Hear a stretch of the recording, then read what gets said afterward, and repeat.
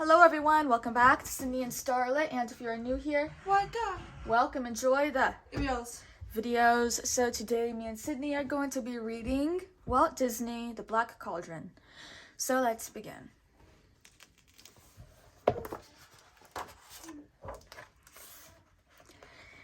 In the distant land of Pryden lived an old farmer named Dobbin. He kept ducks and geese, cats and dogs, and a small pig named Hen Wen. His young apprentice, Taran, helped him take care of the animals. Life on the farm was peaceful and happy until the day when Dobbin hurried home with some very bad news. "Whatever shall we do?" he muttered. "I knew there was something wrong. I felt it in my bones." Dobbin was talking to himself, but his red tomcat jumped onto the table to listen. "As I passed through the woods," the farmer told him, "I heard that the evil horned king is about to invade Pryden." Dobbin peered anxiously at his old parchment map. "The fair folk have gone into hiding," he said. "They know what's coming." But young Taran wasn't afraid when he heard the news. "At last I shall be a warrior," he shouted, snatching up a stick. He waved it like a sword. "On guard, scoundrels! Your time has come," he cried. The ducks and geese squawked angrily, but Taran paid no attention until Dobbin broke into his daydream. "Taran, what are you doing? Taran!" When Dobbin saw that Taran was fighting the birds, he scolded him. "It's your job to look after Hen Wen," he said, "and it's time for a bath." Hen Wen was a small blue-eyed pig who loved to wallow in the mud. "Bah!" he muttered Taran, as Hen Wen splashed happily in her tub. "A brave warrior like me should not be pampering pigs." Just then, Hen Wen jumped up and stared around her with a look of terror in her face. "What's wrong, Hen?" asked Taran. Concerned, he picked up the quivering pig to calm her. "Bring her inside," said Dobbin, adding to himself, "I was right then." In the cottage, Dobbin filled a basin of water and set lighted candles around it. "Tell no one what you are about to see," he warned Taran. Then Dobbin stirred the water and recited a magic spell. Hen Wen stared into the swirling water as Taran watched in wonder. Suddenly, the surface of the water began to glow like the molten gold. Then a terrifying vision appeared. A great black cauldron overshadowed by a hideous horned shape. "It's the Horned King!" cried Dobbin. "He is coming back to destroy us!" Hen Wen, in a trance, continued to stare into the basin. As the vision faded, her image appeared in the water. More frightened than ever, Dobbin explained to Taran, "The Horned King is searching for the magic cauldron, which will restore him to power. Now he has discovered the secret of Hen Wen's visions. You must hide her in the forest until I come for you. If the Horned King captures Hen Wen and uses her power to find the magic cauldron, he will destroy us all." Hurriedly, Dobbin packed some bread in a bag and waved goodbye to Taran and Hen Wen. "I won't fail you," promised Taran. Then he and Hen Wen set off into the forest.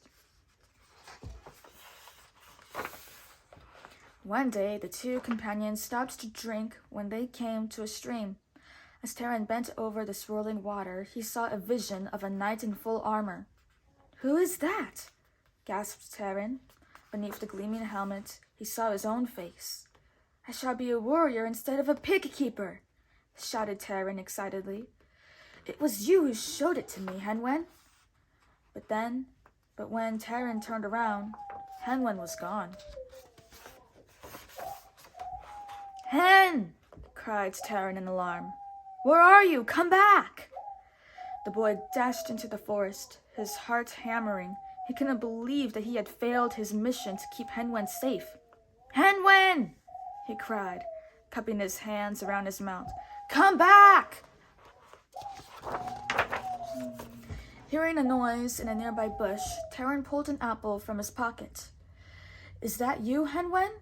he called, moving toward the bush. "Come see the nice apple I've got for you." Just then, a heavy weight landed on his shoulders and knocked him down. "Yeah!" yelled his attacker, leaping after the apple as it rolled away. Imagine Taran's astonishment when he saw who had assaulted him. A small furry creature with wild white hair and a bushy mustache. He was holding the apple behind his back. "Oh, great prince, give poor starving Gurgi's munchings and crunchings. Nice apple," said the creature, looking hopefully at Taran. Then he turned toward the bushes with his prize. "Oh, no, you don't," cried Taran. "That's my apple." But before he could get the apple away from Gurgi, Taran heard a shrill, squealing sound. "It's Hen Wen," he cried excitedly. "She's in trouble." A moment later, the little pig raced through the clearing at top speed. Right behind her was a huge, winged gwithent, a kind of flying dragon, about to seize her in its terrible claws. "Must hide!" cried Gurgi in alarm. "Gwethents come from Horned King's castle. Very bad place." He dove into the bushes, but Taran ran to Hen Wen's rescue, just as the gwithent caught her in its claws. Desperately, Taran clutched the monster's tail, but it shook him off and rose into the air with the squealing Hen Wen. She was carried away to a dark, distant castle. Taran tore after the gwithent, but by the time he reached the gloomy castle, the winged shape had disappeared into a tower. Taran took a flying leap at a vine that climbed the tower. Avoiding the vine's sharp thorns, he made his way up to the steep wall. "Mustn't look down," he muttered steady to himself. But Gurgi's last words of warning still echoed in his ears. "Don't go! Don't go! No one comes back from the Horned King's castle!" At last, trembling from the strain, Taran reached a lighted window. With one last push, he heaved himself over the sill and stared about him.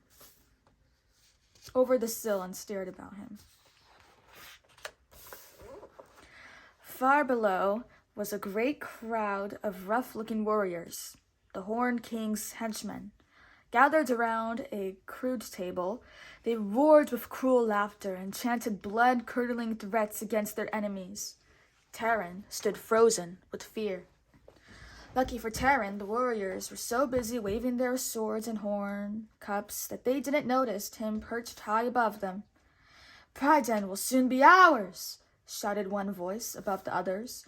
Then a green dwarf hopped onto a barrel and speared a piece of meat on the table. "Get out, creeper!" shouted one of the henchmen, lunging at the dwarf, who snarled back at them. Suddenly, an icy wind stirred the wall hangings. The candles flickered and went out. Everyone fell silent in fear, and a loud explosion filled the hall with smoke. Taran saw a dark shape, crowned with horns, standing in an archway. Henchmen, gwynthents, even the dog drew back as the menacing figure moved toward the thorn at one end of the hall. "Welcome, your majesty," said the dwarf, busily dusting the steps to the throne. "Silence!" boomed a deep, hollow voice.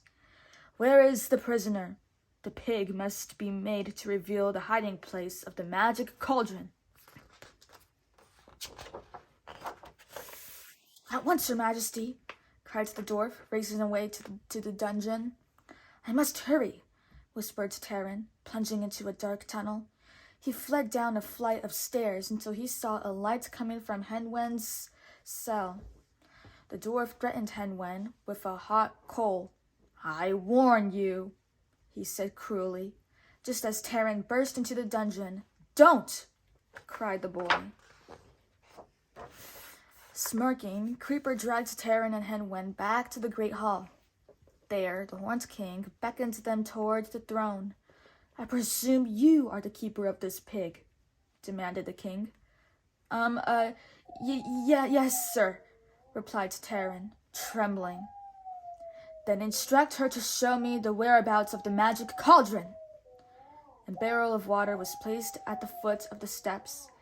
Taran murmured to Hen Wen, I'm sorry, Hen. You've got to show him. I can't let him kill you.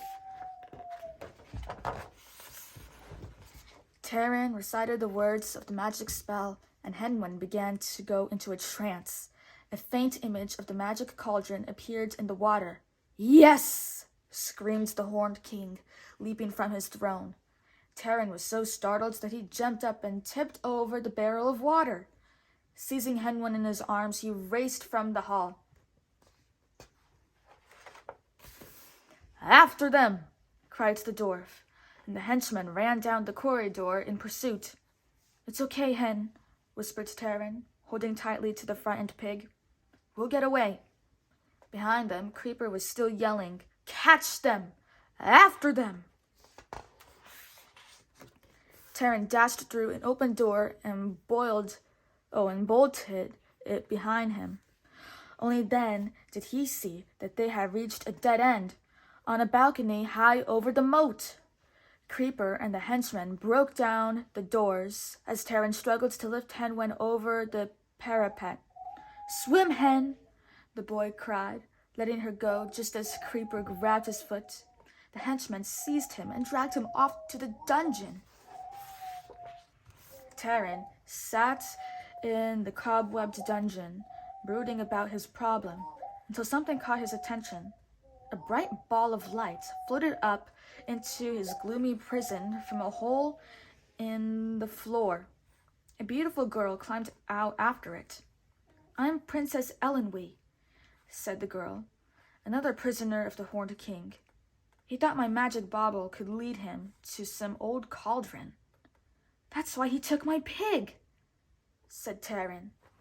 I was hoping you were a warrior who could help me escape, said Elenwe, disappointed. No, said Taran dejectedly. I'm just an assistant pig keeper who wanted to be a warrior. Well, come with me if you like, said the princess, stepping back into the hole. Taran followed her and found himself standing on some beams above the ground. He jumped down, and the sparkling bauble led them through a dark corridor. Rats scurried past them, running from the bauble's light. They followed the light of the bauble through the underground passageways and ghostly caves. Eventually, they came to an eerie cavern where the air was ice cold. A burial chamber, said Elenwe, shivering. Before them stood a high stone tomb where the carved image of a fallen king rested. Cautiously, Taran approached the cobwebbed figure and saw something glinting in the darkness. Breathless, he lifted a magnificent sword from the tomb. Suddenly, a strange noise made him jump. Is that a voice? Whispered Elenwe. Peering into another underground cell, Taran and Elenwe were shocked to see a man tied up there. He was calling to one of the henchmen. But you don't realize who I am. There's some mistake. I'm Fluder Flam, minstrel of minstrels, balladeer to the grandest courts. The henchman paid no attention and passed by. Taran and Elenwe slipped into Fluder's cell. Shh, cautioned Taran as he untied the minstrel. We'll soon have you out of here.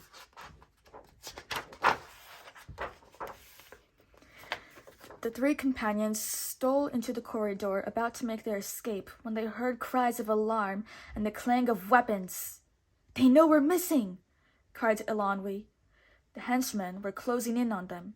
Get behind me, ordered Taran. I have the sword. Just then, a brutal henchman wielding an axe emerged from the darkness and lunged at Taran. The boy raised the sword to fend off the blow, and the axe fell to pieces in a burst of light. The sword is magic, cried Taran. Taran, Elanwe, and Fluter ran down a passage and up a stair, with the henchmen close behind them. Through a door and around a corner, they found themselves at the drawbridge. "Run!" cried Taran. He stopped and swung at the drawbridge chain with his magic sword. The chain broke and the gate fell, just as the three companions dashed under it. At last, Taran, Elanwe, and Fluter stopped to rest. They had broken out of the Horned King's castle and escaped from the clutches of his henchmen. Now they sat by a river in a forest glade, making plans. Taran told his companions about Hen Wen, while Elanwe mended a rip in Fluter's pants, and Fluter made up a song about their adventures. Suddenly, they heard a rustling in the woods nearby. A furry white head popped out of the trees' roots. "It's Gurgi," said Taran with delight. "Kind master, good master, Gurgi has found tracks of Piggy. If Gurgi shows master the Piggy's tracks, will kind master give Gurgi munchings and crunchings?" "You found Hen Wen?" cried Taran. "Please, Gurgi, show us the way." The little creature led the way into a cavern where the tracks of a pig were clearly marked in the sand of the cave's floor. By the light of Elanwe's bauble, they followed the tracks into a deep lake in the heart of the cave. "See," said Gurgi, "the piggy has been here." "But where did he go?"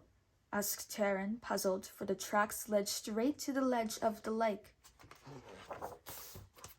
Gurgi began to cross the water on stepping stones, but once he reached the lake's center, the water began to whirl around him. The whirlpool was sucking him under. Gurgi cried, "Help, master!" "Hold on!" cried Taran, reaching for him. But Gurgi clutched him so tightly that Taran, too, was drawn into the whirlpool. When Elanwe tried to save Taran, pulling Fluter behind her, all four of them sank beneath the water. Moments later, they found themselves in another cave, below the lake. Several fair folk circled overhead, then hurried to tell their king of the new arrivals. King Edileg came to greet his visitors, and Taran found Hen Wen there among the fair folk, safe and sound. He also learned that the magic cauldron was hidden in the land of Morva. "My servant Dolly will guide you there," said the king. Then he sprinkled the travelers with fairy dust and sent them on their way. Moments later, Dolly alighted on a tree stump in the middle of an evil-smelling marsh.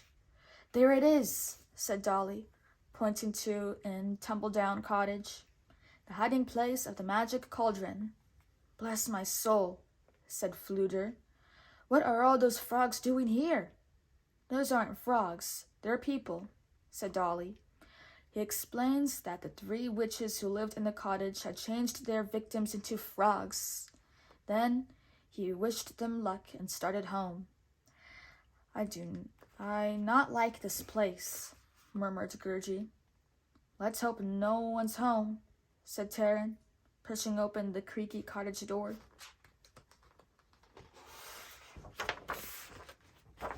Inside the dark cottage, unseen eyes watched from a high shelf as the four companions searched for the magic cauldron. Suddenly, there was a great explosion. A mountain of cauldrons appeared before them. In the smoke, they made out the fearful forms of three witches, Orgoch, Ordu, and Orin. "You evil people!" shrieked Ordu. "You shall all be turned into frogs and eaten." "Nice to meet you, ladies," said Fluter. "Goodbye now." But as he turned to flee, Orin grabbed his cape and pulled him close to her. My, she said admiringly. "Aren't you handsome? And what a lovely harp. Don't you find me irresistible?" Fluter stammered, "Yes, well, of course, most attractive," as he tried to back away. Oren's sister, Orgoch, snapped. Enough of this lovesick nonsense. Orgoch pointed at Fluder, and a sharp zap of electricity crackled through the room. Instantly, Fluder disappeared. In his place was a frog, trapped in the bodice of Oren's dress. Great Beelin, croaked Fluder. Enough, shouted Taran, waving his sword. We've come for the magic cauldron. Give it to us. Startled, Oren dropped the frog and Fluder appeared. Crouched on the floor, the three witches stared at Taran and his magic sword in amazement. Then Ordu asked slyly, What will you give us in exchange for the cauldron? I'll give you my dearest possession, answered Taran. My sword. No, Taran, cried Elanwi, but the boy paid no attention. Agreed, said Ordu. We have made a bargain. In a flash of light, the sword vanished from Taran's hands. Then the cottage itself disappeared. The travelers found themselves lying face down on the ground. An earthquake rumbled around them, and the magic cauldron appeared, pushing up from beneath the ground. Taran rose, picked up a broken tree limb, and lunged at the cauldron. The witches laughed mockingly from above. The magic cauldron can never be destroyed, called Ordu. Only its evil powers can be stopped. But how? Asked Taran. The witch's answer chilled his blood. Someone must climb into it of his own free will, never to return alive. With that, the witches vanished. The little groups looked around sadly, unsure of what to do. Then they felt the cold shadow of a Gwynthant pass over them. The three henchmen with sharp spears sprang from behind a tree. Pig boy! Shouted one of the henchmen triumphantly. Gurgi, hiding behind the tree, gasped fearfully. Oh, trouble! Goodbye! He ran for cover. Taran, Elanwi, and Fluder were taken back to the Horned King's castle along with the magic cauldron. The king gloated over his capture of the cauldron and laughed mockingly at his prisoners. Such a brave and handsome group, a pig boy, a scory maid, and a broken-down minstrel. Well, thank you very much, whispered Fluder indignantly. But the evil king had already turned his back to the cauldron. Raising his hands high, he cried, Army of the dead, arise! The three captives watched in horror as a phantom army rose from the magic cauldron. Ghoulish skeletons, armed with axes and swords, marched through the smoke in ever-glowing numbers. Creeper, the dwarf, cheered the advance of the terrible army, but even the henchmen fled before the cauldron-born. Taran, Elanwi, and Fluder stared at one another hopelessly as they saw the fate that awaited their land and themselves. Oh, I wish I'd stayed a frog, said Fluder sadly. I was so much happier. But Gurgi had not forgotten his friends. Psst! Master! He whispered from the arch above. Gurgi! Cried Taran, relieved. What are you doing here? Gurgi set you free. Then we leave this evil place. As soon as Gurgi freed him, Taran sprang from the arch to a ledge that overlooked the boiling cauldron. Suddenly, Elanwi realized what Taran meant to do. No! Don't! She cried.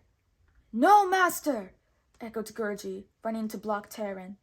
Not go into evil cauldron! I must stop it! Cried Taran, but Gurgi was too quick for him. Shutting his eyes tightly, he leaped headlong into the cauldron. No! Cried Taran, covering his face. Oh, no! As Gurgi disappeared, an enormous explosion rocked the throne room. Outside, the drawbridge collapsed, throwing thousands of phantom warriors into the moat. All over the castle, the cauldron born disintegrated into heaps of bones. Last of all, screaming his fury, the Horned King was sucked into the magic cauldron. "My power cannot die!" he shrieked and vanished from the earth. "Run for your lives!" shouted Taran. Fleeing through the dark corridors, the three companions saw the floors open up to swallow both henchmen and Gwynthens as they tried to escape. Deep under the earth, at the castle's water gates, they found a small boat. They leaped aboard, and Fluder pulled them to safety as the Horned King's castle crumbled into ruin.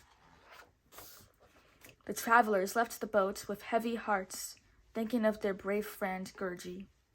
Looking back, they saw the magic cauldron floating on the water. The witches appeared in the clouds above it.